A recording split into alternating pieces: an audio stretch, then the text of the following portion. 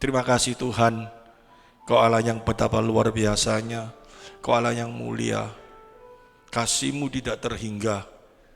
Kalau pagi hari ini Tuhan, mungkin di antara kami banyak sekali hal-hal yang harus kami hadapi dalam kehidupan ini. Hamba-Mu gak tahu apa yang terjadi dalam kehidupan mereka, tetapi Engkau mengetahui. Mungkin di antara kami saat ini mengalami satu konflik dalam keluarga, ataupun dalam pekerjaan, ataupun bahkan dengan diri sendiri. Kami perlu jawaban daripada Engkau, bagaimana mengatasi hal ini Tuhan. Demikian juga, mungkin di antara kami terjadi satu hal yang merisaukan hati kami, membuat kami tidak ada damai sejahtera. Kami mohon kiranya Allah yang murah, melalui firman-Mu yang sebentar kami akan dengar ini, boleh membuat kami diberi hikmat, supaya setiap problem yang terjadi dalam kehidupan kami boleh terjawab, dan kami pulang dari tempat ini memiliki hati yang diperbarui melalui kebenaran firman-Mu. Untuk itu kami sadar, kami perlu pertolongan Allah Roh Kudus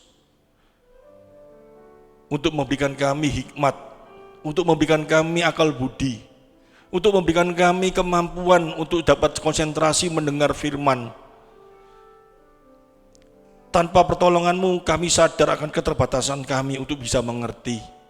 Tetapi sesuai dengan janji-Mu, bagi setiap kami akan diberi satu kemampuan, disingkapkan setiap kebenaran firman, sehingga kami boleh mengerti. Bukan hanya kami dapat mengerti dalam pengetahuan kami saja, tetapi dimampukan kami melalui karunia anugerah-Mu untuk dapat dilakukan dalam kehidupan kami, sehingga kemenangan itu boleh nampak dalam kehidupan kami nyata Tuhan.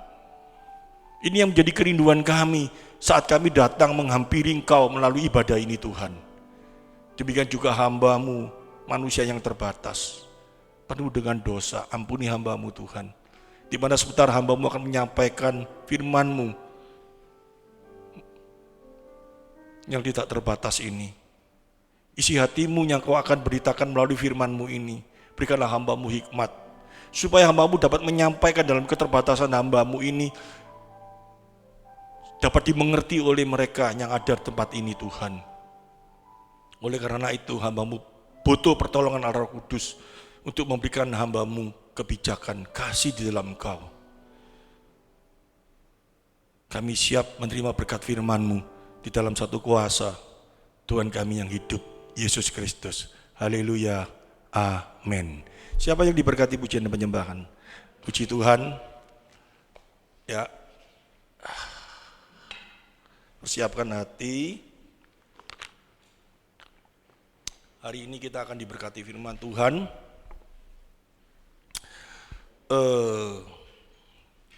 Judul tema firman Tuhan hari ini, bagaimana kita menghadapi konflik di dalam kehidupan ini. Apa yang harus kita lakukan? Konflik itu bisa terjadi bagi setiap anak Tuhan, bagi setiap manusia yang hidup. Konflik itu bisa terjadi dimanapun dan kapanpun.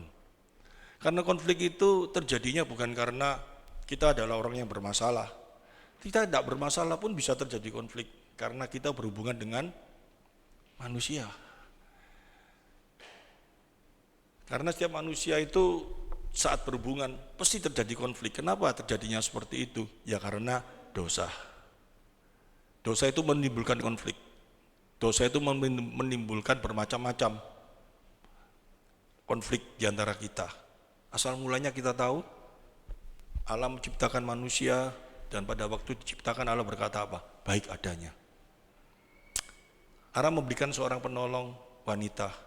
Kita sudah mengerti penolong itu bukan memiliki sebuah pengertian. Laki-laki kalau gak ada wanita, ya gak bisa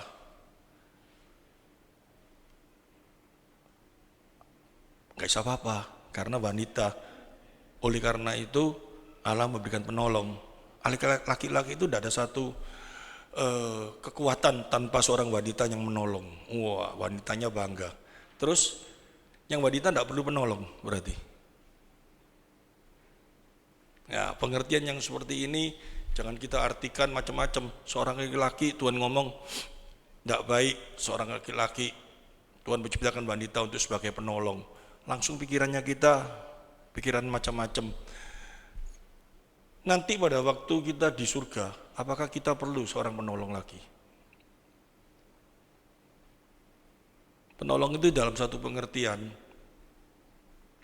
pada waktu kita sebagai manusia yang ada di dunia ini, kita nggak bisa hidup sendiri, baik laki maupun perempuan. Kita nggak mungkin bisa hidup sendiri, kita nggak mungkin bisa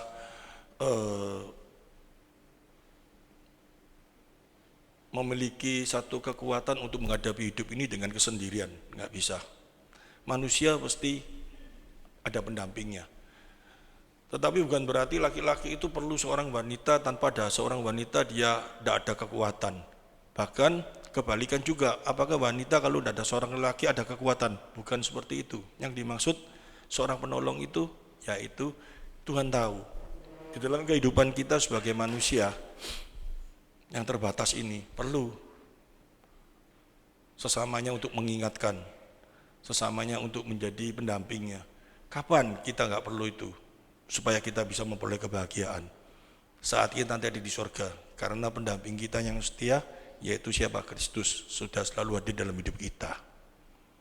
Kita diubah memakai tubuh kemuliaan oleh karena Kristus, sehingga kita di surga kita menerima satu kebahagiaan yang absolut, yang terus menerus. Amin. Nah, jadi kalau masih di dunia ini kita perlu, yang laki juga perempuan, yang perempuan juga perlu laki, yang laki juga perlu sama laki, yang perempuan juga perlu sama perempuan. Jangan diartikan laki sama perempuan itu perlu hanya dianggap sebagai hubungan seksual saja, bukan seperti itu ya.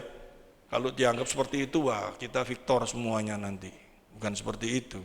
Tetapi yang penting hubungan manusia ini adalah manusia sosial, gak mungkin kalau bisa hidup sendiri. Manusia tidak akan memiliki satu kebahagiaan kalau hidup sendirian, nggak ada ketemu orang-orang, ditaruh di bulan itu sendirian. Mau bahagia kayak apa? Mau dikasih uang sak dunia, mau dikasih apapun, emas satu rumah, kalau sendirian untuk apa? Kalau ada orang lain bukan untuk dipamerkan, tetapi kebahagiaan kita tularkan, membuat orang lain suka, kita pun juga menjadi suka seperti itu. Jadi kalau sendirian mau ngomong sama siapa? Punya tas, beli tas ya, yang mahal harganya 5 miliar gitu, tapi nggak ada orang lain, terus dipegang sendiri. Bagusnya apa tas itu? Mau ngomong sama siapa? Tapi kalau tas itu mahal bagus, kita kepingin apa? Dikagumi sama punya tas bagus terus punya anjing gitu, anjingnya pinter gitu, tasku bagus, anjingnya ya apa? Yang bisa membuat kita beli tas bagus itu keinginan kita supaya apa? Pada waktu di komunitas orang memuji ataupun orang menjadi senang, waduh punya tas bagus. Yang iri juga banyak enggak? Konflik. Ya kita mulai masuk di sana. Konflik ini sesuatu yang luar biasa. Di gereja pun yang kelihatannya ada satu kesatuan, yang nyatanya ada tubuh Kristus di gereja, tapi tanpa disadari di gereja itu ada konflik. Tapi di sini nggak ada. Saya melayani di beberapa gereja, saya menyampaikan firman Tuhan di beberapa gereja. Setelah pulang ibadah, tidak ada yang salam-salaman, saling kenal, ngomong kayak apa, tidak ada. Di sini selalu kayak gitu ya. Atau karena mungkin di sini nggak terlalu banyak gitu ya. Kalau banyak amblas dewe-dewe rebutan parkir pulang cepet-cepetan gitu mungkin ya. Tapi kalau di luar gereja, di gereja yang lain, begitu pendetanya ngomong amin, lip, sudah tidak ada salam-salaman, enggak. Apa kabarnya? Bagaimana nggak ada saling sapa? Padahal kesatuan itu kan saling memperhatikan, saling menyapa, saling menyampaikan sesuatu loh, di dalam kasih. Tapi nggak pernah ketemu seperti itu. Konflik ini macam-macam bentuknya. Mungkin kita tanpa sadar ya, konflik itu bisa yang bentuknya bisa terlihat, bisa terjadi seperti itu, bisa bentuknya terlihat. Kalau bentuknya terlihat konflik itu apa? Terang-terangan. Mungkin waktu parkir, ya toh, sama-sama parkir, ketatap sepeda motor sama sepeda motor, dieng, kritiknya putus, marah gegeran, itu konflik yang bisa kelihatan, betul lah. Tapi yang paling bahaya itu konflik yang tidak kelihatan. Apa konflik yang tidak terlihatan itu? Aku gak ada butuh nih sama si A, ini buat apa aku menyapa? Buat apa aku kenal? Meskipun kita sama-sama anak Tuhan, itu sudah konflik enggak? Banyaknya kayak gitu enggak? Kita merasa gak butuh dia kok. Kita merasa gak ada kenal sama DE, baik sama DE enggak ada gunanya. Buat apa aku mau kenalan? Meskipun sama-sama anak Tuhan itu harus saling mengenal, saling mengetahui, saling memberi kekuatan. Ke gereja itu tujuannya apa sih? Selain mendengarkan firman Tuhan, memuji apa sih? Sebetulnya kita ini satu tubuh Kristus, saling memperhatikan, kan kayak gitu tuh, saling menguatkan, saling mendorong, saling membantu, saling apa, itu gereja bentuknya seperti itu. Tetapi sekarang nggak ada, karena manusia ini apa? Sudah ada konflik. Konflik itu terjadi karena apa? Egois, dosa. Pertama kali terjadi karena apa? Dosa. Adam dan Hawa bagaimana kalau kita lihat? Pada waktu Adam bukan dituduh, ditegur sama Allah, kenapa kamu makan buah itu? Dia ngomong kayak apa? Perempuan yang kamu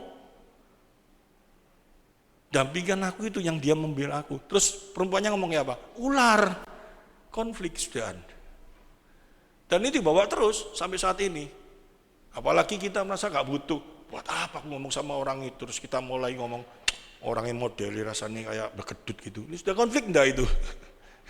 Padahal perasaannya kita, mungkin dia itu berkedut, mentongol gini karena mungkin sakit gigi, gitu, atau mungkin lagi apa, kita kan nggak tahu toh.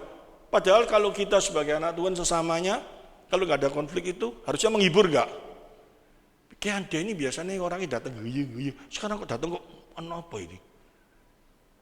Misalkan kayak gitu, langsung tanya, kenapa? Sakit gigi dah? Kan kayak konyol gitu kan nggak apa-apa toh. Kalau dia ngomong enggak, aku gini, aku tadi ketilang loh, nah, itu macam-macam toh. Kan bisa dihibur, gak apa-apa, buat tau sim kan kayak gitu atau apa.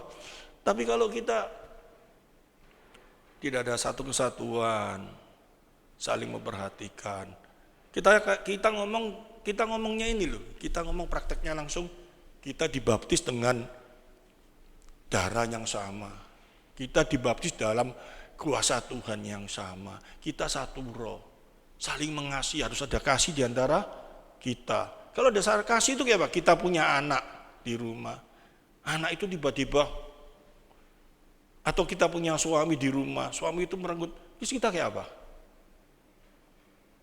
Kenapa kamu? Tanya toh, istri kenapa kamu? Ini kayak gitu. Bisa enggak di keluarga bukan tanya malah, mencekno. Dia ketok merenggut gitu, ngomong kita, mencekno. Modelnya memang kayak gitu. Sudah konflik enggak? Padahal nggak ada apa-apa.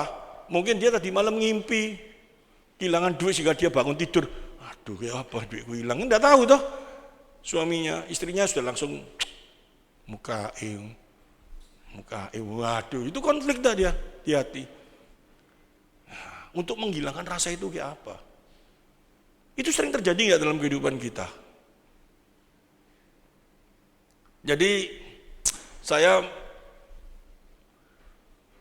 minta hikmat Tuhan pada waktu saya mau menyampaikan firman Tuhan itu. Kalau saya berapa tahun ya, sudah 20 tahun lebih di sini ngajar firman Tuhan.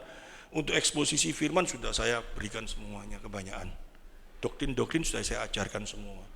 Yang sekarang yang ingin saya gali itu yang saya rasakan di dalam kehidupan saya sendiri dan orang manusia. Saya ini kan ngomong sama manusia tuh, gitu. Saya bukan ngomong sama yang bukan manusia loh ya. Sama ini pasti terjadinya sama dengan saya, ngerti? Dan ini gejolak yang terjadi dalam diri saya. Kalau Anda ngomong, enggak, aku enggak ada konflik, aku sama orang semua mesem, mukamu sekarang metotok kok. Ya, jadi ini yang mau saya bongkar dan ini yang bagaimana kita menghadapi situasi yang kayak gini. Ini bahaya enggak? Bahaya. Karena kalau firman Tuhan enggak, kita ini ya sebagai anak Tuhan, Kita ditebus dengan harga yang mahal melalui darah Kristus. Darah Kristus dihadirkan dalam hidup kita. Supaya apa kita? Masuk surga? Pasti. Pasti itu. Tapi pada waktu di dunia, supaya kita apa?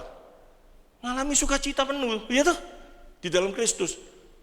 Tapi nyatanya kayak apa? Firman itu untuk apa sih? Kita belajar firman Tuhan, kasih lebih besar dari apapun juga. Apa gini-gini. Tapi dalam praktek, serem enggak? Nah, ini yang saya mau bongkar. Konflik. Wah, saya mulai mikirkan. Iya, konflik ini macam-macam loh. Apalagi konflik sama diri sendiri bisa enggak? Bisa. Saya pun ngalami kok. Pada waktu pertama kali konflik pada diri sendiri itu paling hati-hati pada waktu umur berapa? 50. Kalau sudah mulai mendekati 50 lebih 55, enggak tahu tiba-tiba hormonnya mungkin berubah ya. Konflik sama diri sendiri terjadi apa? Pada waktu lihat kaca, kok mulai tuwek ya? Ya apa ini ya? Caranya ya apa ya? Mulai kalau sudah 50 lebih, jalan di mall gitu ya. Ini saya ngomong jujur toh. Jujur, ada perempuan jalan noni gitu. Yang namanya laki atau perempuan sama loh. Mesti pikiran ini sama mesti konflik. Pak sudah punya bojo, mesti sayang aku lah. Istri saya gitu ada cowok ganteng gitu masih ngelirik, enggak mesti lihat toh. Terus kepingin masih dilihat toh, punya perasaan. Cowok itu lihat istri saya, kepingin dirasakan apa? Wih ayu kan kayak gitu toh. Ya saya kayak gitu jalan mau digagak-gagakkan ada cewek lewat gitu. Jangan dirasakan, wih engkau itu ganteng gitu ya. Jalan toh. Tahu paman, lu wis tuwek aku. Bukan diceluk, kok ngerti maksudnya? Pergi toko gitu, ada yang jual noni, wah jalannya langsung digagak, terus diganteng-ganteng gitu. Berapa ini? Oh ya lo wis dipanggil nggak dipanggil kok gitu. Sekarang apalagi tambah nemen, jalan-jalan gitu, kong, mbak. Itu konflik diri sendiri, ngerti?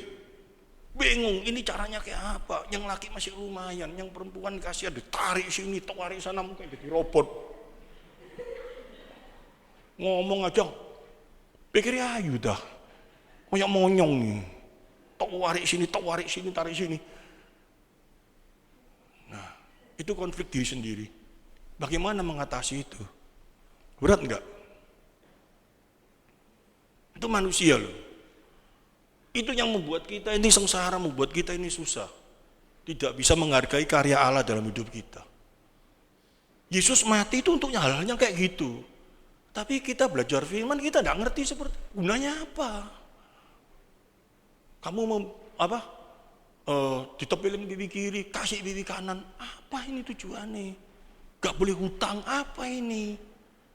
Kamu kalau baik sama orang itu baik sama kamu. Kamu tidak ada bedanya sama pemungut cukai. Ngerti kita sama orang semua harus baik kayak gitu tok. Tapi dipakai dalam kehidupan kita ini gunanya untuk apa ayat-ayat kayak gitu? Diaplikasikan kayak apa? Problem apa yang terjadi dalam kehidupan kita yang saat ini mengganggu hidup kita? Nah itu saya mulai belajar hari-hari ini yang saya renungkan tuh hal yang kayak gitu. Kalau mau eksposisi, ya perlu belajar tapi tidak sesulit itu karena apa? Renungannya yang saya renungkan itu ya, wah kepala saya bisa teng asli. Tuhan ini kayak apa ngadapi ini? Nah, saya mulai belajar. Konflik yang paling berat itu apa? Kita kan konflik itu bisa terjadi kalau kita sama manusia, atau betul toh? Konflik kita nggak mungkin sama binatang lah, waduh, soro lah, tambah nemen itu. Kita konflik sama anjing gitu. Anjing nggak ada kawin, ini mukamu kayak anjing, memang anjing kok. Dia memiliki anjing kayak apa? Konfliknya itu sama manusia. Karena manusia itu pikirannya itu multi macam-macam. Yang paling berat, kalau sekumpulan kita ada orang ya, yang hidupnya itu nggak senang melihat orang bahagia. Ada nggak kayak gitu? Ada loh, saya punya teman kayak gitu. Waduh, bukan iri hati itu. Itu terjadi dalam kehidupannya, enggak tahu karena apa. Sehingga dia tuh bisa, kalau melihat orang bahagia, kalau melihat orang yang seneng, kalau melihat orang yang sukses, itu rasanya hatinya, rasanya kayak dikremeti gitu loh. Terus mulai ngomong sama orang-orang, terus tidak mau lihat, wih hadapi orang kayak gitu tuh paling susah enggak? Terus sikap kita kayak apa? Orang itu mencek, gak usah kumpul, langsung gitu tuh. Itu kalau orang lain. Seumpama itu orang dekat kita sendiri, kita gitu kan kayak apa? Ya memang sifat kita kayak gitu, kita maklumi. Bisa kita maklumi? Suatu saat gak berdos, gak marah, bisa terjadi enggak? Bisa loh. Waduh, saya beli mobil ini, bagus ya. Kelihatan teman saya digebrak, kaget gak karu-karuan saya gitu loh. Jadi saya nyetir mobil, dia ketok, dia sudah motoran, saya pakai mobil itu bagus. Buat tak pikir, ada siapa itu gitu loh. Mobilmu anyar yo. Bukan ngomong, mobilnya baru enggak, goblok itu enggak bilang, buak gitu. Kaget tahu, apa? Mobilmu anyar yo. Loh iya apa? Gue gitu lagi. Ini apa ini? Bingung aku. Rasanya gue tak tubruk dari belakang sekali. Bisa terjadi kayak gitu enggak? Oh bisa. Bisa itu, sangat bisa itu. Dan itu sering terjadi. Apalagi kalau kita mau reuni teman SD gitu. Waduh, itu yang paling susah itu saya di sana. Makanya saya kalau reuni-reunian itu mesti tak tanyai. Nanti di reuni itu ada kasih firman apa enggak? Kalau enggak boleh ngasih firman aku enggak datang. Karena reuni itu cuma apa? Tempatnya konflik, ngerti? Kumpul sini, iku lho, saiki. Sing situ iku lho. Sing golongane melarat-melarat, gitu. Kita ini dinyek, padahal jangan nyek tuh. Si golongan ini sugi-sugi, sakno itu perlu ditolong. Tapi ngomong tok perlu ditolong gini-gini tok, tidak tergerak. Yang terjadi apa itu? Konflik itu. Hati-hati. Kita ini manusia yang sangat lemah, sangat gampang setan itu lempar-lemparkan itu semuanya. Gampang itu. Di antara apa namanya? Kemarin itu kan kalau hari raya apa namanya? Imlek. Nggak Imlek tok ya, mungkin hari raya apa saja orang yang rayakan mesti kumpul-kumpul keluarga toh. Untung keluarga saya baik-baik ya. Teman saya itu males aku. Waduh, saudaraku itu hari ini dia pakai mobil api-api, aku hari ini belum beli mobil. Mobilku pancet. Nanti nek ngomong-ngomong kayak apa? Loh.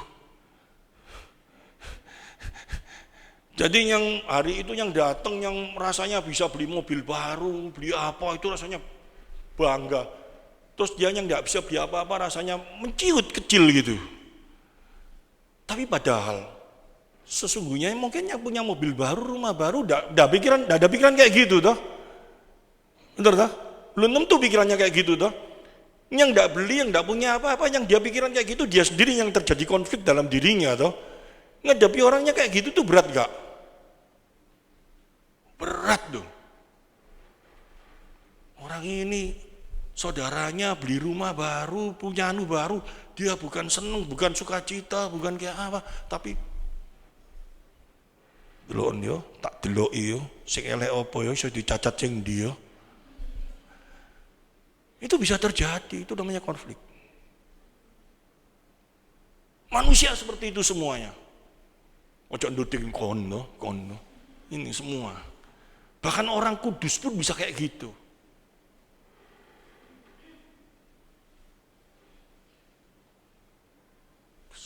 Saat kita masih pakai daging, Kita bisa seperti itu. Oleh karena itu kita harus belajar bagaimana menghadapi ini. Dan ini memang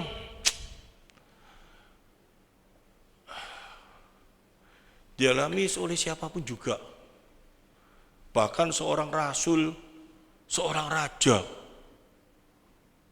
Kalau di dalam perjanjian lama saya baca-baca itu Raja Daud itu sama Absalom pada waktu dia dikejar sama salah satu orangnya Absalom untuk dia mau dibunuh. Namanya siapa ya? Saya lupa ya. Saya catat kok. Dia ngomong sama Absalom, jangan dibunuh. Kasihan. Wah, kayak orang baik itu. Padahal hatinya dendam. Pada waktu dia mau mati, dia ngomong sama Salomo. Namanya siapa? Saya bentar ya.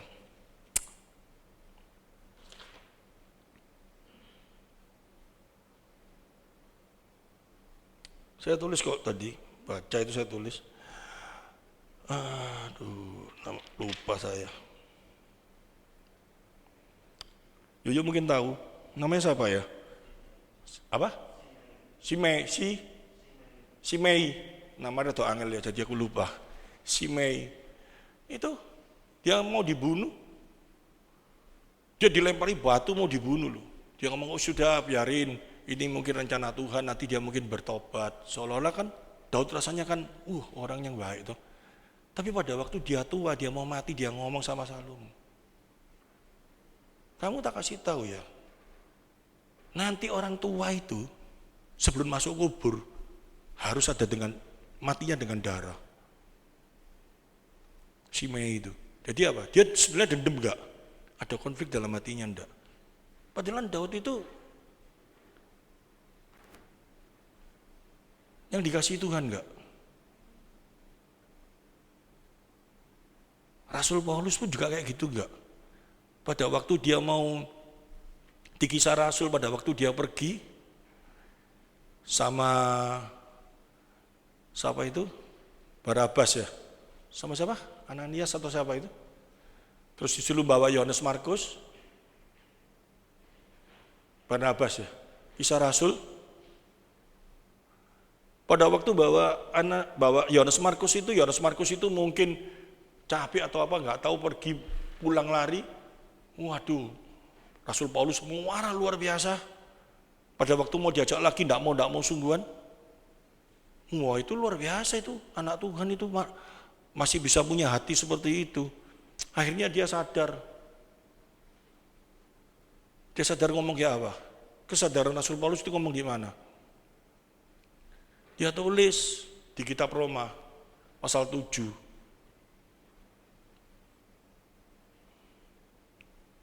Selama dia masih pakai tubuh yang pasal 7 ayat 22 sampai 25 sering saya bacakan ini. Sebab di dalam batinku aku suka akan hukum Allah, tetapi di dalam anggota-anggota tubuhku aku melihat hukum lain yang berjuang melawan hukum akal budiku dan membuat aku menjadi tawanan hukum dosa yang ada di dalam anggota tubuhku. Berat sekali. Kita sering ngomong toh, dalam hidup kita ini kita tidak mampu melawan kedagingan ini. Caranya kayak apa ngelawan daging ini? Nah, kita ngaku aja lah. Kita jatuh dalam satu dosa, kalau kita sudah menjadi anak Tuhan, kita sering sadar enggak? Wah, ini enggak boleh tak lakukan. Bener enggak? Tapi kok jatuh lagi, akhirnya kita frustasi, kita ngomong apa? Aku memang enggak bisa lawan kekuatan ini. Bener lah? Terus apakah kita cuma mengaku kayak gitu, terus kita ya dosa gitu? Bukan. Dengan kekuatan apa? Dengan kemampuan apa kita bisa menghancurkan kuasa dosa itu? Dengan kemampuan apa? Cara kayak apa? Ini loh, firman Tuhan ngajarkan kepada kita. Banyak sekali orang yang mau menghancurkan kuasa dosa dalam tubuhnya yang tidak bisa dia lawan dengan cara kayak apa? Hidupnya makin dikuduskan. Dikuduskan itu artinya kayak apa? Saya juga bingung. Cara mengkuduskan diri kita itu kayak apa sih? Ibadahnya makin banyak gitu tuh. Doa puasanya makin luar biasa. Terus apa lagi? Baca firmannya luar biasa. Terus apa lagi? Ayo wis coba. Supaya kita bisa, hidup kita bisa ngelawan dosa dengan kita berusaha dengan kekudusan kita. Apa yang kita lakukan? Biasanya apa yang diajarkan? Berdoanya harus teman-teman. Terus apa lagi? Ibadahnya harus sungguh-sungguh. Biasanya nggak sungguh-sungguh berarti mungkin ya. Terus apa lagi? Harus masuk ke bukit doa. Rungkep di kamar. Semedi. Itu katanya Rasul Paulus, kalau kita lakukan itu apa? Terkutuk kamu. Anatema kamu. Kamu kasih Injil plus itu. Yang terjadi di dalam Galatia pasal 1 ayat 6. Tahu, coba dibuka. Aku heran bahwa kamu begitu lekas berbalik daripada Dia yang oleh kasih karunia Kristus telah memanggil kamu dan mengikuti suatu Injil lain. Injil lain itu apa sih? Ya itu loh. Yesus tidak pernah mengajarkan kita supaya kamu lepas dari dosa, kamu harus berpuasa. Gak pernah Dia mengajarkan seperti itu. Tuhan pada waktu di dunia Dia tidak pernah mengajarkan kepada kita supaya kamu lepas dari dosa, kamu harus rajin beribadah. Gak ada diajarkan kayak gitu.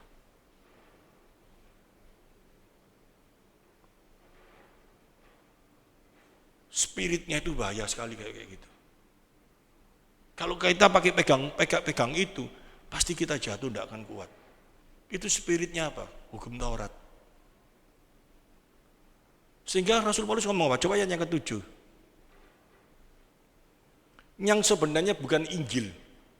Hanya ada orang yang mengacaukan kamu dan bermaksud untuk memutarbalikkan Injil Kristus. Ini yang terjadi apa? Saya jelaskan ini. Karena ini kelihatannya kan gampang ya. Tapi ingin saya jelaskan. Rasul Paulus itu di Galatia,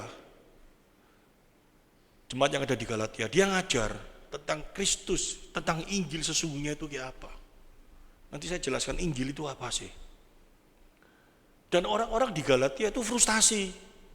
Ngerti maksudnya? Menghadapi kuasa dosa itu loh. Aku kok jatuh dosa terus ya, kayak apa sih ini? Kok bisa jatuh dosa terus ini, kayak apa sih? Aku mau menang lawan dosa ini kok tidak bisa, kayak apa sih?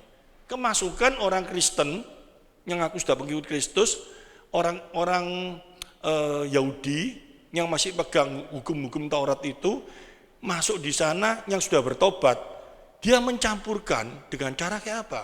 Kalau kamu mau mengalahkan dosa dengan cuman kamu beribadah gitu, tidak bisa. Kamu harus disertai dengan apa? Perbuatan-perbuatan secara agamawis. Kamu harus berdoa, kamu harus melakukan apa? Syariat-syariat agama, berpuasa, gini. Jadi Injil, berdoanya kepada siapa? Kepada Tuhan Yesus, toh seolah-olah kan Injil toh. Tapi itu Injil plus. Kalau itu yang dipegang di dalam kehidupan kita, sampai kapanpun kita tidak bisa menang. Tetap jatuh.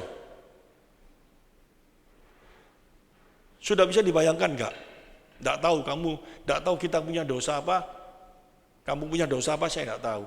Tapi pada waktu kita mau mengalahkan dosa itu dengan perbuatan yang ditekankan tadi itu Injil plus, pasti Anda gagal. Gak mungkin bisa.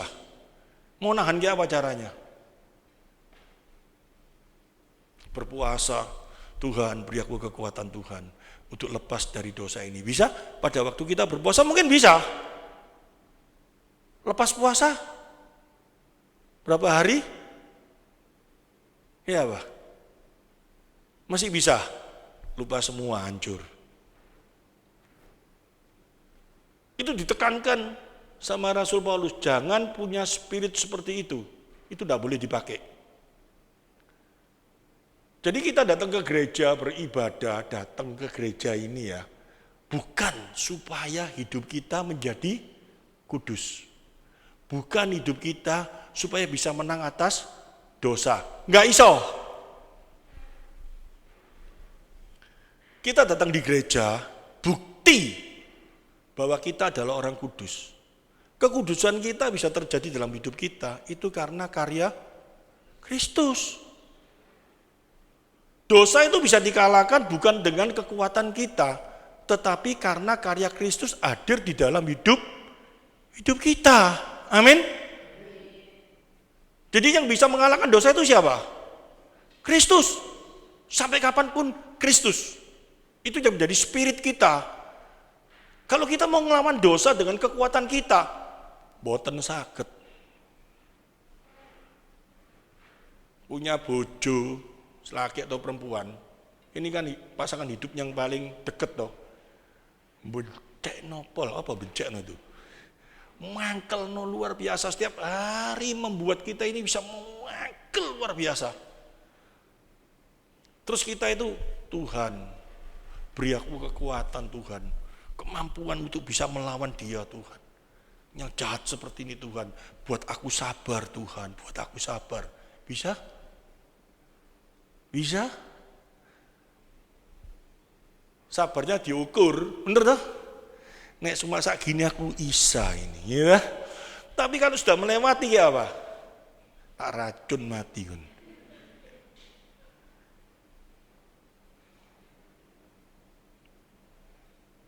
Ngomongnya seolah-olah kita ngomong sama Tuhan enggak? Kita minta sama Tuhan Yesus enggak? Tetapi kekuatannya dengan apa? Kekuatan kita tuh. Sampai kapanpun enggak bisa. Terus caranya kayak apa ngadapi ini?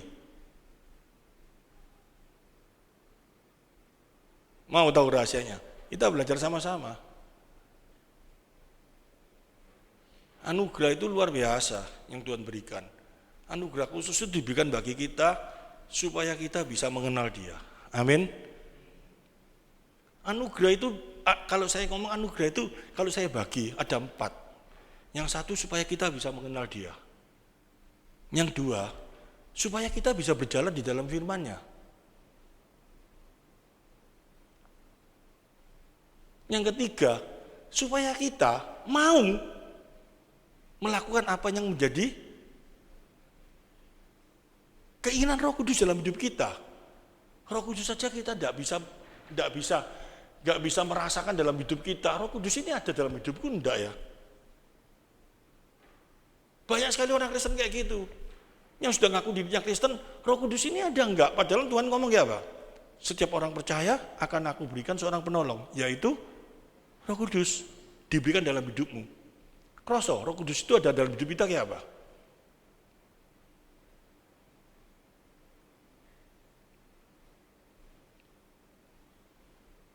Nah ini kan sesuatu yang sebetulnya sangat bahaya tuh, ngerti tuh?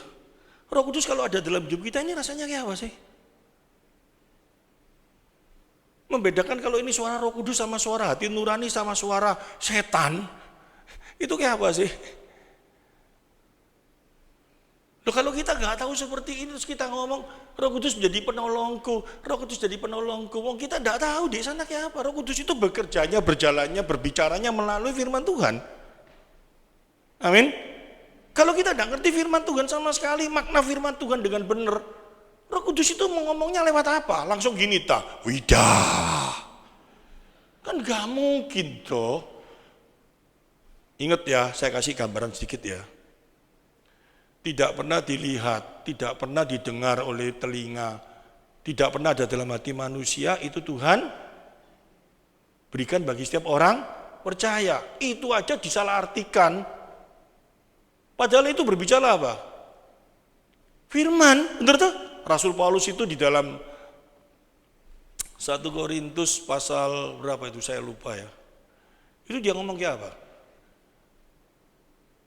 Aku ini sebagai rasul, aku yang tak beritakan kepada orang-orang ini, bukan yang untuk kepentingannya aku, untuk apa semuanya. Tapi yang aku beritakan ini adalah firman Tuhan, yang sebetulnya tidak pernah ada dalam otak kita, tidak ada dalam hati kita, tidak terpikirkan. Itu yang aku beritakan kepadamu. Itu yang aku berikan kepadamu, amin. Itu apa? Firman Tuhan. Tidak ada seorang pun bisa mengenal Allah tanpa kehadiran Roh Kudus dalam hidup kita. Tidak ada seorang pun bisa mengaku Yesus adalah Tuhan kalau Roh Kudus tidak ada dalam diri seseorang. Sekarang aku mau tanya, kita bisa mengaku Yesus adalah Tuhan, kita bisa mengaku, bisa percaya bahwa Yesus Tuhan, iman kita itu terjadi karena apa? Mendengar firman Tuhan.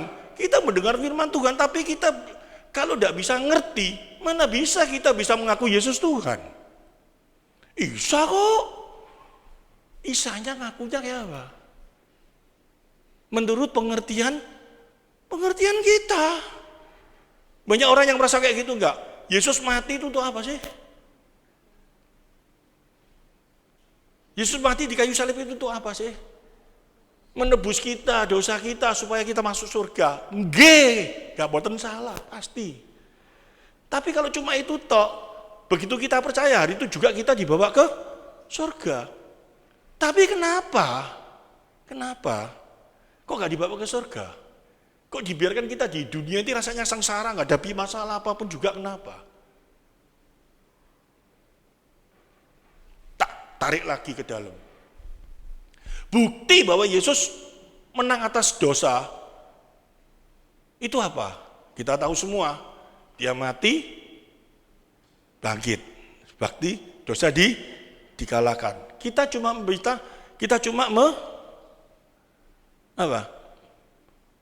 melihat atau mendengar toh bahwa Yesus mati, bangkit, dosa dikalahkan. Itu kita mendengar melalui apa? Firman Tuhan. Prakteknya di dalam hidup kita bisa melihat melalui siapa? Melalui siapa? Melalui hidupmu. Aku melihat kamu orang percaya. Wida. Waduh, dulu Wida modelnya kayak tomboy. Dijak ngomong gak iso, wes modelnya. Gak tahu diketok Wida dulu. Semua gak pernah ketok di sini. Tak apa-apa, tak buka dikit rahasianya ya. Rambutnya kayak laki cepak. Sepatu jenggel. Pakai celana jin, ono rantai nih. Nek jalan bukan gini, bukan wedok, laki. Opo? Wida. Dijak ngomong itu, ngokoknya luar biasa. Tapi sekarang dia menjadi seorang ibu, berubah. Ini bukti bahwa dosa itu dia dapat dihancurkan oleh apa? Kuasa Tuhan. Demikian juga kita, pribadi kita sendiri. Aku sudah mengenal Kristus. Dosa dikalahkan di kayu salib. Tujuannya apa? Nyata supaya hadir dalam hidup kita enggak? Bisa merasakan enggak bahwa kita ada dosa yang bisa kita kalahkan? Di dalam Roma pasal 8 ayat 3. Iya, 8 ayat 3 saya. Sebab apa yang tidak mungkin dilakukan hukum Taurat karena tak berdaya oleh daging, telah dilakukan oleh Allah dengan jalan mengutus anaknya sendiri dalam daging yang serupa dengan daging yang dikuasai oleh dosa karena dosa. Ia telah menjatuhkan hukuman atas dosa di dalam daging. Yang kita tidak ada satu kemampuan untuk melawan kuasa dosa yang ada dalam diri kita. Itu telah dilakukan Kristus di kayu salib. Amin. Ngerti artinya? Sebab apa yang tidak mungkin dilakukan oleh hukum Taurat, perbuatan kita karena tak berdaya oleh daging. Gak mungkin toh, yang tadi saya ngomong itu loh. Mengalahkan kuasa dosa yang ada dalam diri kita dengan cara apa? Berdoa. Dengan cara apa? Spiritnya apa? Berpuasa. Dengan cara apa lagi? Apa lagi ya? Biasanya sekarang syariat agama itu apa lagi ya? Berdoa, berpuasa, apa lagi? Hah? Sedekah. Sedekah itu cari apa namanya? Nebus dosa. Tetapi kalau untuk melawan kuasa dosa itu biasanya kalau nggak berdoa, semedi, apa lagi ya? Bersyukur di kaki Tuhan di gereja. Ya, padahal berdoa toh? Di gereja terus. Melawan kuasa dosa bisa? Nggak bisa. Sampai kapanpun nggak bisa. Dan kalau kita seperti itu sudah berdaya, sehingga Rasul Paulus ngomong apa? Di dalam Roma pasal 7 tadi itu ayat 20. Aku gak berdaya untuk melawan kuasa daging yang seperti ini. Apa yang aku mau lakukan yang baik, malah yang keluar yang jahat. Dia ngomong apa? Cilakalah aku. Coba dibaca. Aku manusia celaka, siapa akan dapat melepaskan aku dari tubuh maut ini? Ini pengakuan, lo ngerti maksudnya? Dia tadi sama Yohanes Markus itu, gak mau bareng orang itu lagi aku. Sebel aku, gak mau aku. Waduh, gak ada pengampunan tuh, konflik tuh. Tapi akhirnya tahu, Yohanes Markus itu yang nulis apa? Injil Markus itu loh. Itu ya Yohanes Markus itu. Kalau saya baca,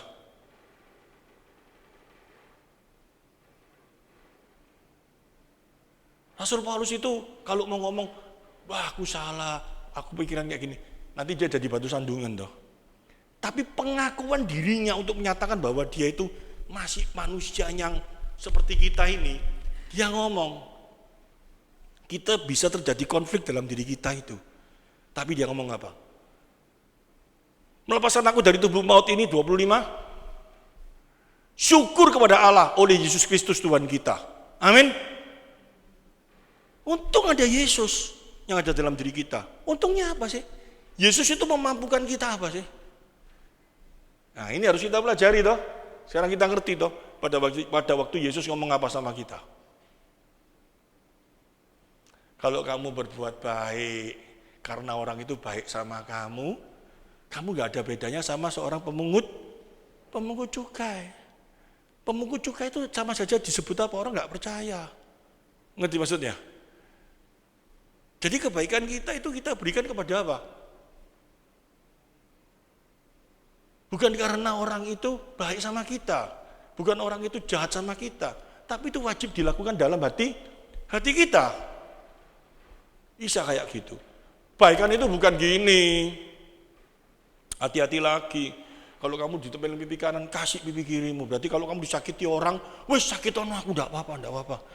Wah, itu konyol. Tuhan enggak ngajarin kayak gitu juga, ngerti maksudnya? Tapi caranya kayak apa menghadapi situasi yang seperti ini dalam kehidupan kita?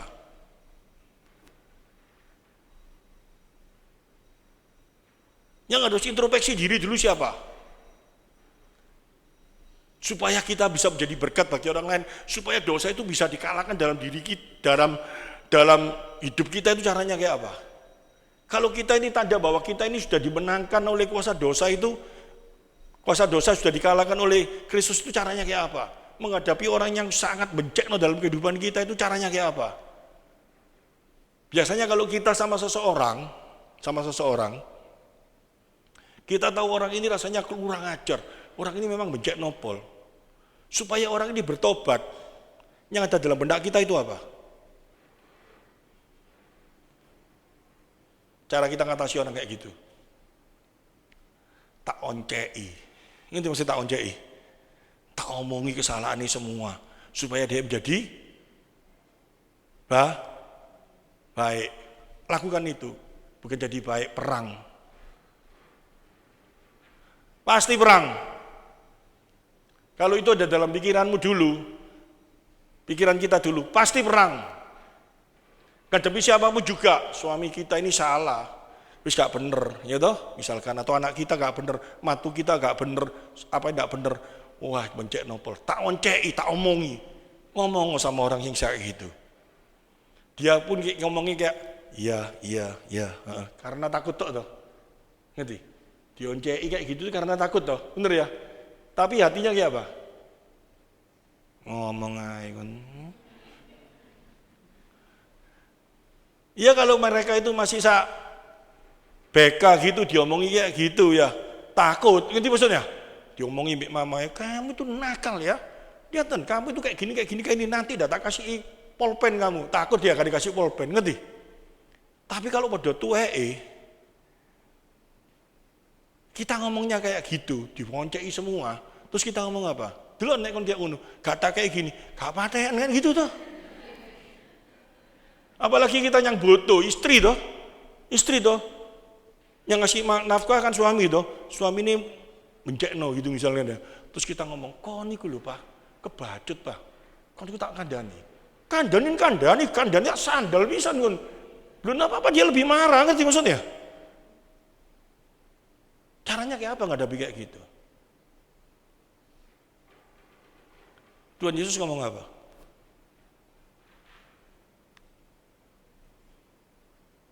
Kalau Tuhan Yesus ngajari apa? Sama kita. Waduh, ajaran yang Tuhan Yesus ajarkan itu nggak sama dengan apa yang kita praktekkan sehari-hari dalam kehidupan kita. Sehingga kita suka mencong-mencong. Apalagi orang yang merasa sudah hidupnya kudus, ngerti maksudnya?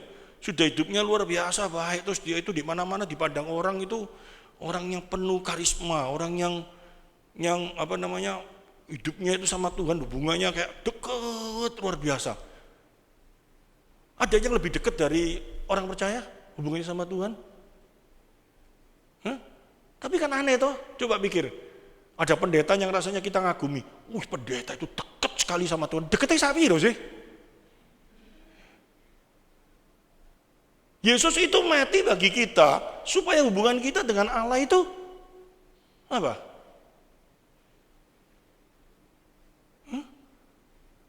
Tidak menjadi konflik. Sebelumnya konflik enggak? Seteruan itu kan konflik. Di dalam Roma pasal 5 ayat 10. Ini dihancurkan dulu dalam pikiran kita. Nanti kita bahkan ada jalannya. Kalau enggak, rusak. Sebab jika laut kita ketika masih seteru kan konflik toh. Diperdamaikan dengan Allah oleh kematian anaknya. Lebih-lebih lagi kita yang sekarang telah diperdamaikan pasti akan diselamatkan oleh hidupnya. Amin. Diperdamaikan Allah oleh anaknya. Yang membuat kita seterunya dengan Allah itu selesai itu karena karya Kristus. Jadi yang membuat kita bisa kudus, bisa hidup benar itu karena Kristus. Kok sekarang mikir lagi supaya aku lebih kudus? Kayak apa caranya gitu loh. Kekudusan kita ini bukan satu usaha. Tapi kekudusan kita ini diberikan oleh Tuhan di dalam hidup kita. Kalau kita ini hidup kudus, itu wajib. Karena kita sudah menjadi apa? Menjadi anaknya. Kita anaknya siapa? Anaknya Tuhan yang kudus apa anaknya Tuhan yang kudus? Kalau kita menjadi anaknya Tuhan yang kudus, hidup kita juga harus kudus. Jadi kekudusan itu bukan karena karya kita, tetapi karena karyanya. Yang membuat kita tidak berseteru dengan Allah itu karena siapa? Kristus, bukan sekali-kali kita. Karena segala kekudusan kita, segala kebaikan kita, bahkan segala kesalehan kita, tanpa Kristus itu kayak kain kotor. Yesaya 64 ayat 6. Ini jelas, maksudnya ini apa? Ini diingat. Ini kelihatannya cuma, ya ngerti. Tapi makna sesungguhnya Injil yang hidup dalam hidup kita itu sering lost. Apa sih Injil yang hidup? Nanti barusan saya jelaskan. Demikianlah kami sekalian seperti seorang najis dan segala kesalehan kami seperti kain kotor. Kami sekalian menjadi layu seperti daun dan kami lenyap oleh kejahatan kami seperti daun dilenyapkan oleh angin. Gak ada seorang pun yang baiknya bisa menjadi baik di hadapan Allah. Jadi kalau kita sudah dikuduskan oleh Kristus dan kita menjadi baik, menjadi benar, gak bisa kita, Yesus itu menguduskan kita sudah sempurna gak? Sempurna gak? Sempurna toh? Kekudusan yang Tuhan berikan bagi kita itu sempurna toh? Tuhan gak ngomong kamu tak kuduskan 3/4. 1/4 itu kamu harus perjuangkan sendiri. Mate kita.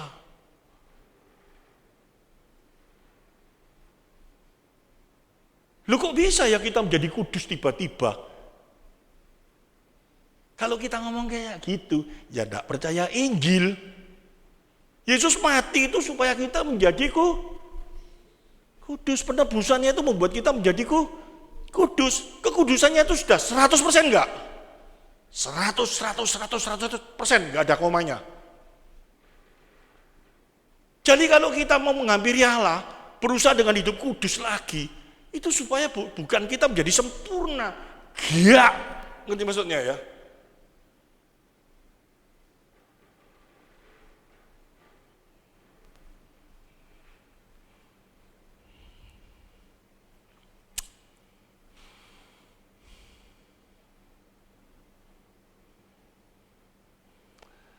Karena Dia yang menebus kita. Efesus 1 ayat 7.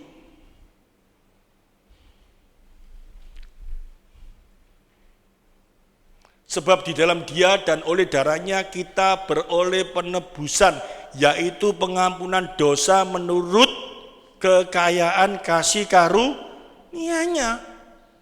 Jadi kalau Dia sudah menebus dosa kita,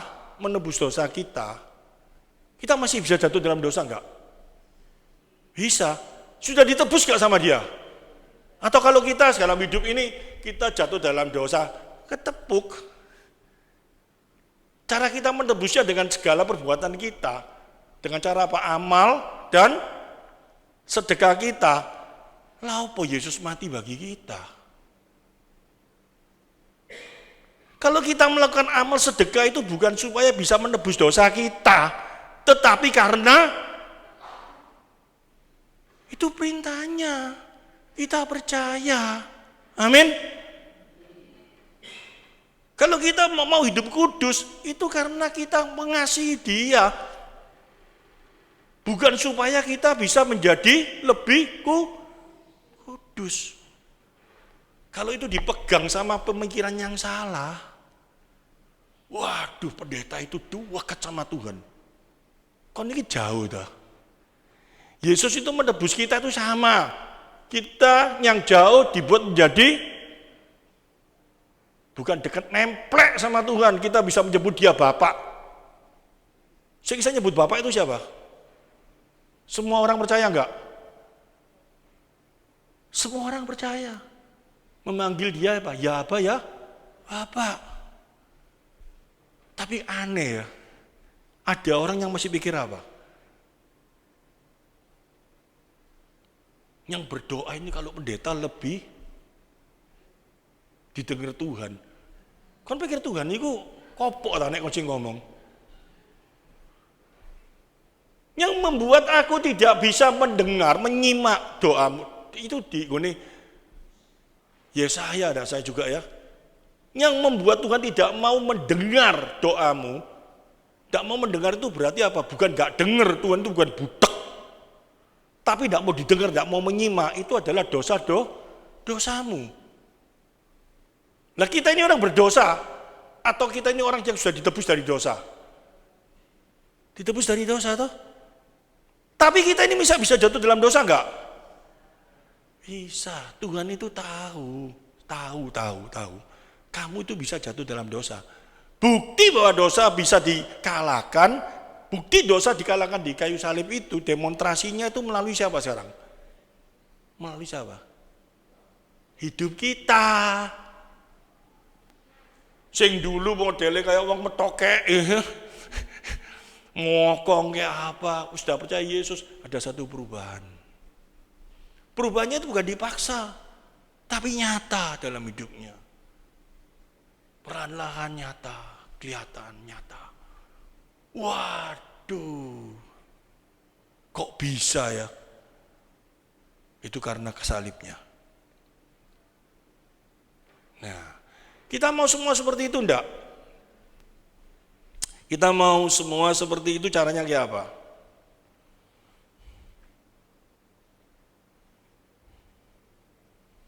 Yang pertama kali yang dia alami oleh yang namanya Rasul Paulus. Wih, ini dia luar biasa loh. Dia ngomong sama muridnya Timotius itu dalam 1 Timotius pasal 1 ayat 12 sampai 17. Ini harus dipegang dulu.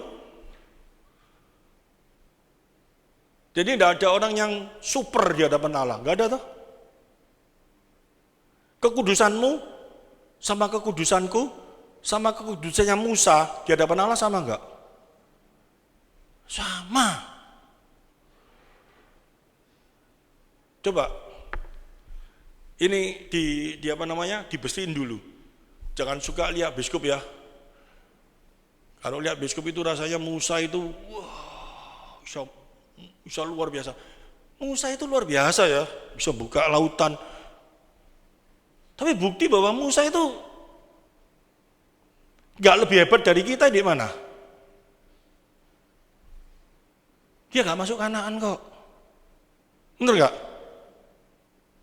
Dia bisa berbuat dosa enggak? Mas Ian? Bisa. Yang enggak bisa berbuat dosa itu siapa? Yesus. Apalagi ada pendeta yang merasa bahwa kalau melalui dia, tangannya dia, itu gini loh.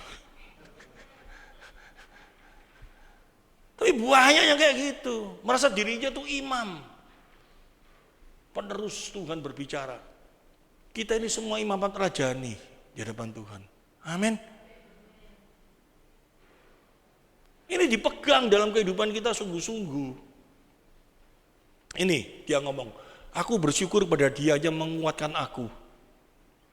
Ini yang ngomong siapa? Rasul Paulus. Seorang yang luar biasa enggak? Menulis 13 kitab di dalam perjanjian baru. Kurang tak? Bisa menulis 13 kitab itu berarti penuh dengan kuasa roh enggak?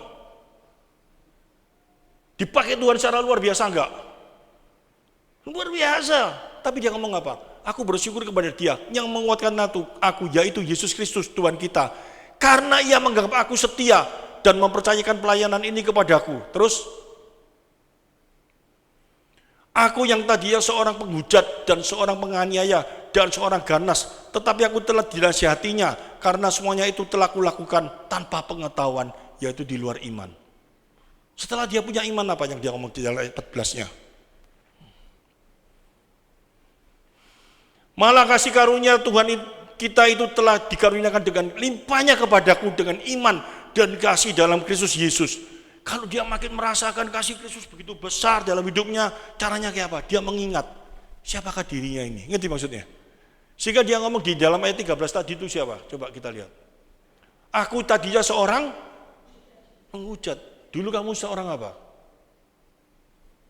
Mesem. Gitu? Dulu kamu seorang ya apa? Sekarang ya apa? Dulu aku itu mokongi titik, sekarang tambah mokong. Ya temen. Tapi dulu aku itu seperti ini loh, gak kenean. Aku kalau lihat ada orang yang bahagia, aku gak terima, gak seneng. Aku kalau disinggung titik, metotok. Kalau aku gini, gak gini. Sekarang aku tambah metotok, ya repot. Gitu? Aku sekarang mulai berubah. Aku dulu kalau lihat suamiku itu kudu tak racun. Tapi sekarang aku lihat dia, aku mengasihi. Karena aku dulunya jauh lebih jahat dari dia. Bisa ngomong kayak gitu? Yang ngomong bisa satu orang tuh.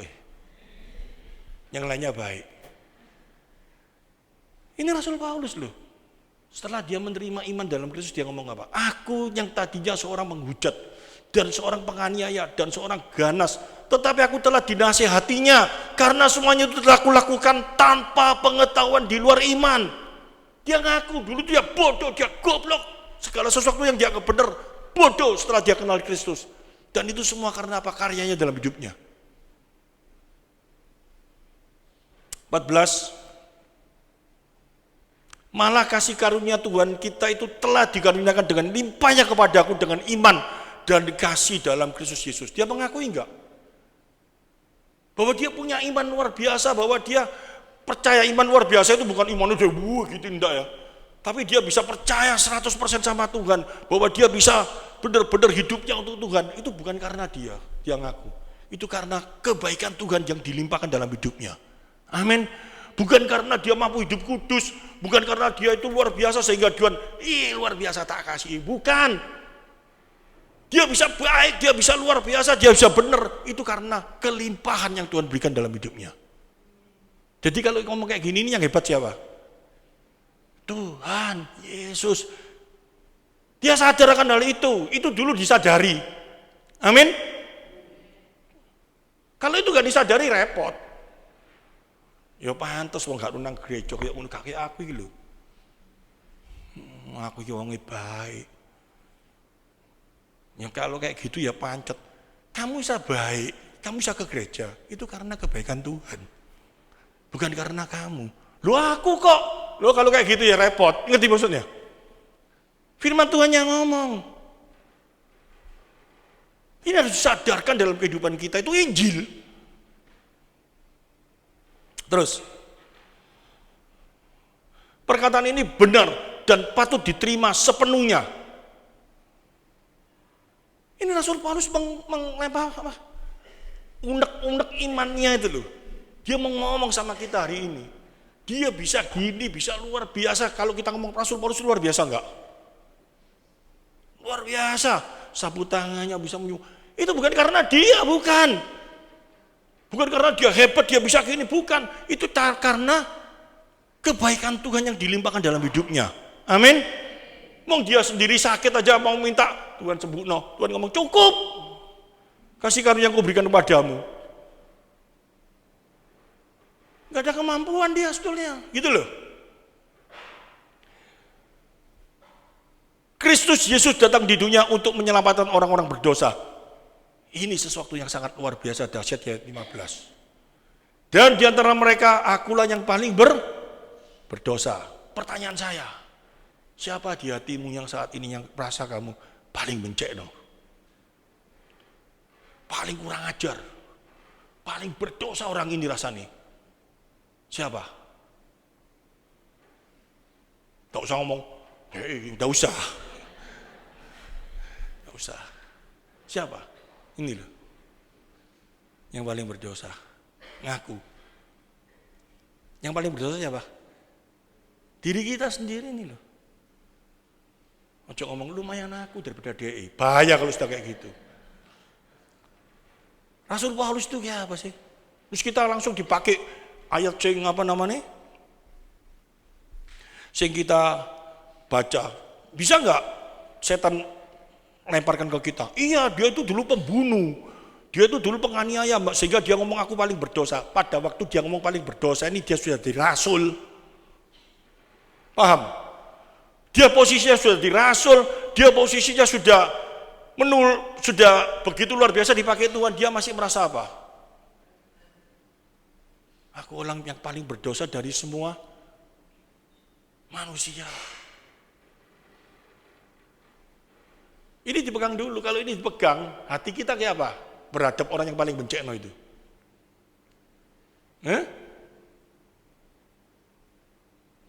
Kita bisa ngampuni enggak? Rasanya lebih bencekno dia atau kita? Ingat itu dulu. Oh, Cik Ping-Ping itu bencekno pol misalnya. Wah, gua aku terus gini. Wah, tak sikat gini. Ingat, aku jauh lebih jahat dari dia. Kalau aku bisa baik itu karena Tuhan yang memberikan kebaikan dalam hidupku. Amin. Itu maknanya Injil. Kalau itu kita ngerti dengan baik, dengan benar, luar biasa terjadi dalam kehidupan kita. Tidak akan terjadi konflik, kita akan bisa menahan itu semuanya. Tetapi kalau itu hasil dari rasanya, ada hasil dari perjuangan kita, hidup kudus, puasa, kita jadi lebih sombong enggak? Lebih sombong enggak?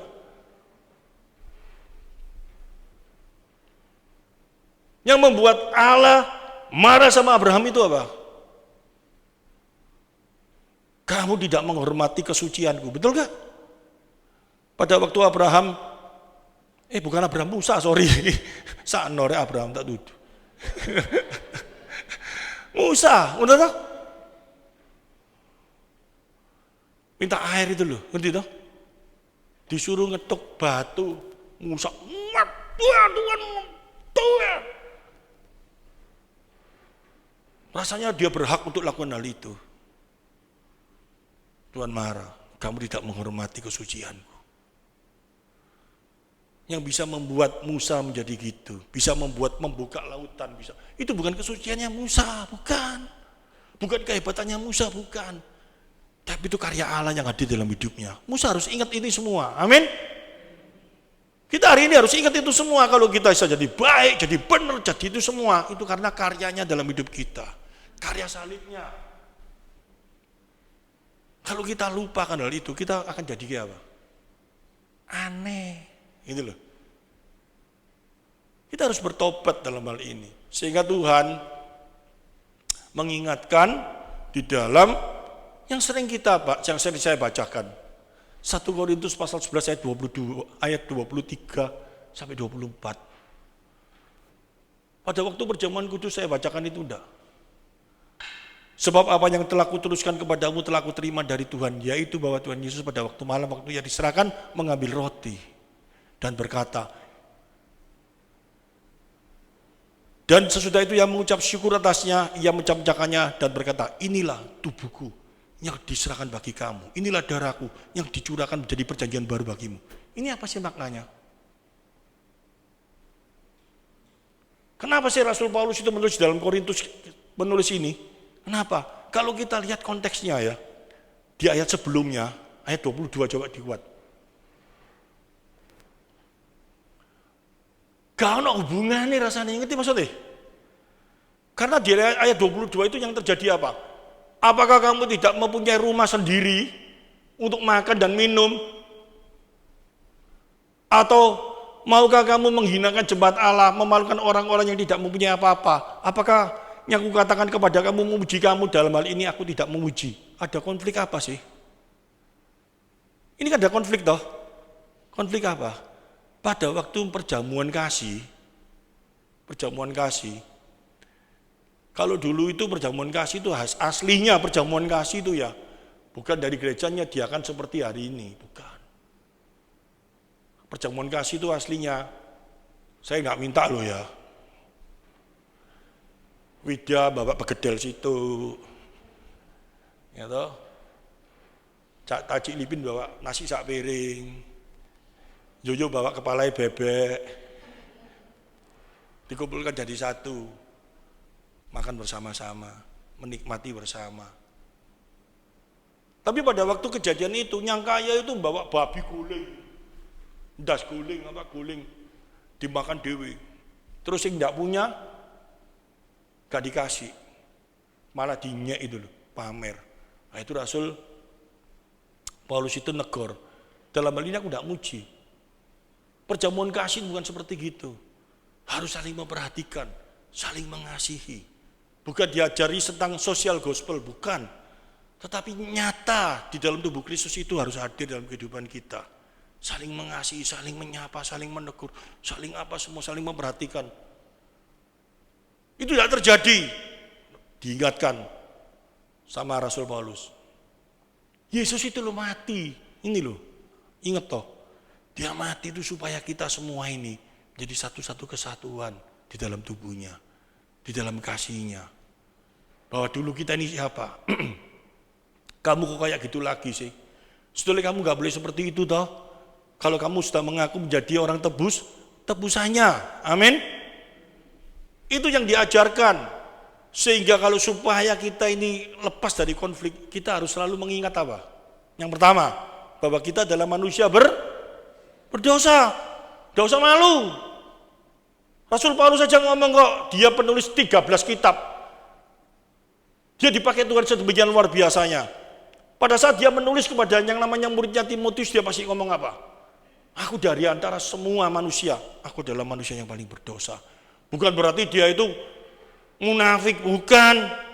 Tapi dengan pengertian seperti itu, pemahaman seperti itu dalam dirinya, maka dia bisa mengampuni seseorang, maka dia bisa melayani seseorang. Amin. Tuhan berkata apa? Aku datang bukan untuk dilayani, aku melayani, kamu pun juga harus seperti itu. Amin.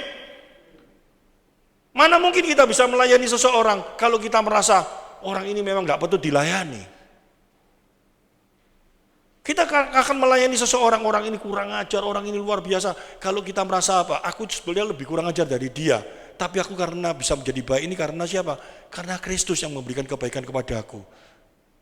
Bukti bahwa Kristus memberikan kebaikan kepada aku menang, aku kuat. Aku harus memberikan bukti ini kepada orang yang ada di sampingku. Ada orang yang ada di sebelahku. Dengan cara kayak apa? Melayani dia. Amin. Itu kalau hadir dalam hidup kita betapa indahnya.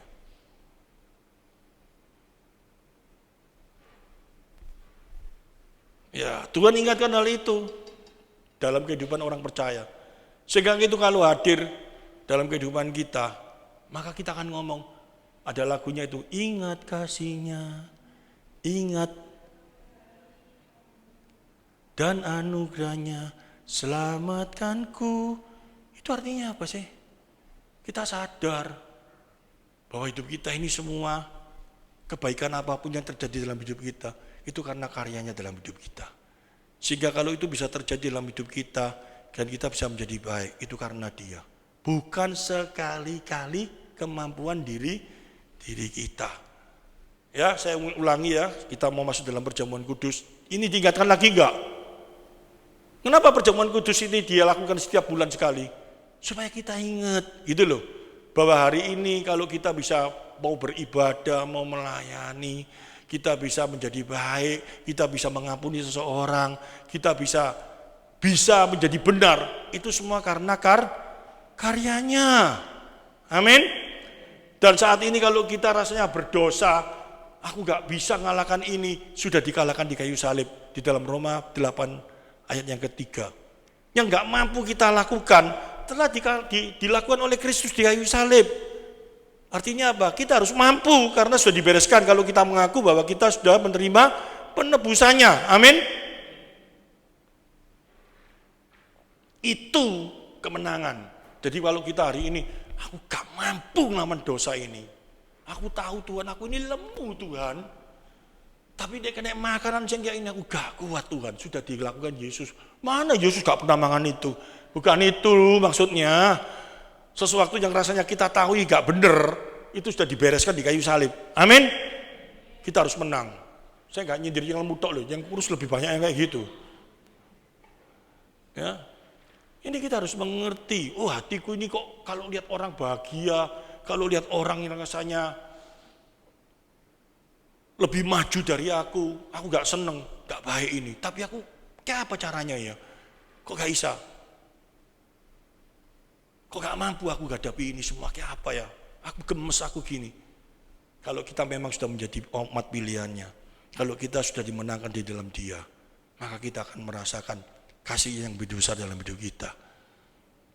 Itu akan memampukan kita bisa bukan mengampuni, bisa mengakui kelemahan kita di hadapannya. Amin. Hanya Kristus yang akan membuat kita menjadi menang atas segala dosa kita. Amin, firman Tuhan.